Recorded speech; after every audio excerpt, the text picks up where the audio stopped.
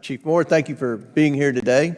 I wanted to take a moment to discuss with you a unit of the Forest Service in my congressional district, the Land Between the Lakes National Recreation Area, also known as LBL. LBL has a long and unique history, as you know. Before its formation, it was home to Native Americans and known as Land Between the Rivers. And in the 1930s, the area was acquired by the Department of Interior. Later, the Tennessee Valley Authority formed the rivers into Kentucky and Barkley Lakes for hydroelectric dam project. This project displaced and forcibly relocated former residents. In 1998, Congress passed the LBL Protection Act and transferred the management of LBL to the Forest Service.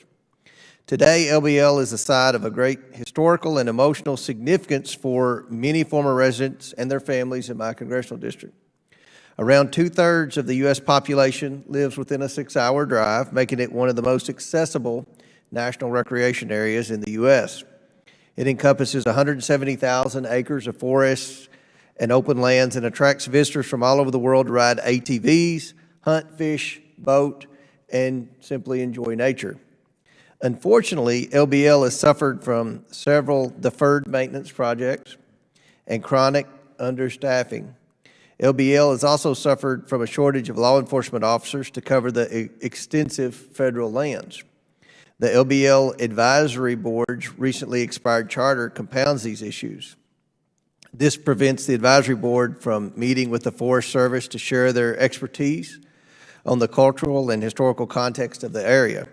I greatly value my constituents and local stakeholders' input on LBL.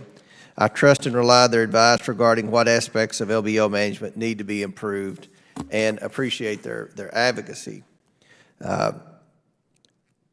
As the Oversight Committee, obviously, we want to ensure the federal government is properly managing the federal funding provided for the management of LBL. So, Chief Moore, will you commit to working with the will you commit to working with the valuable local partners and elected officials in Kentucky and Tennessee, because it covers part of Tennessee too, to ensure the Forest Service is efficiently managing and addressing issues within LBL?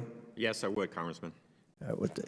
Can you also commit, sir, to that federal funding provided to LBL is used to address priority maintenance and recreation projects in consultation with the Advisory Board and local elected officials as required by federal statute? Certainly, yes. Well, thank you. And one of the issues that we've had there, it's such a huge amount of land, as I described earlier. This land, so there's no taxes being paid to the local government, because this is federal land.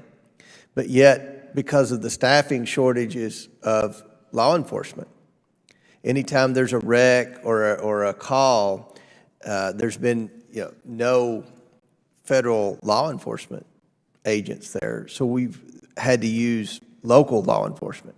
It's very expensive, and they don't get the tax base there because that section's off the tax roll. So there are required law enforcement officer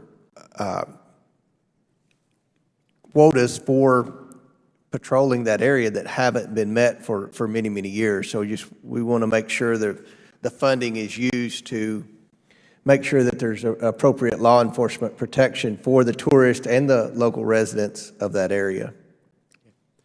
So, yeah, thank you for that, Congressman.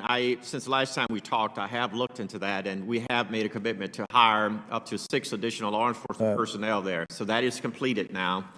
I also had committed to sending our director for law enforcement out to meet with the locals there.